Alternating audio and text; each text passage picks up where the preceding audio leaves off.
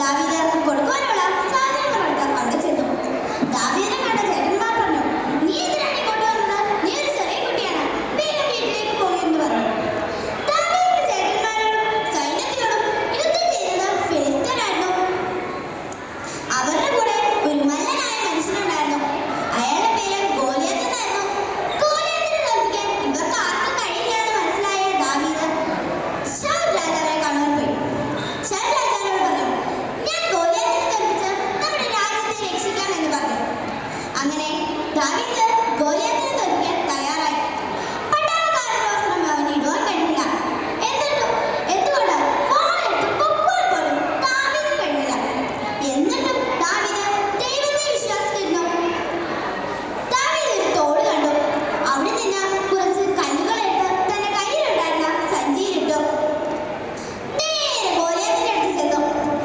ദാവീദിനെ കണ്ട ഗോലിയത്ത് പറഞ്ഞു, ഈ പീറ ചെറുക്കനാണോ എന്നോട് കൂടെ യുദ്ധത്തിന് വന്നതെന്ന് പറഞ്ഞു. ദാവീദ് തന്റെ കയ്യിലുണ്ടായിരുന്ന ഒരു കല്ലെടുത്ത് തന്റെ കയ്യിലുണ്ടായിരുന്ന കവണയിൽ വെച്ചിട്ട് വലിച്ച ഒറ്റ ഏറ് കൊടുത്തു. അത് നേരെ പറഞ്ഞത് ഗോലിയത്തിന്റെ നെറ്റിയിലായിരുന്നു.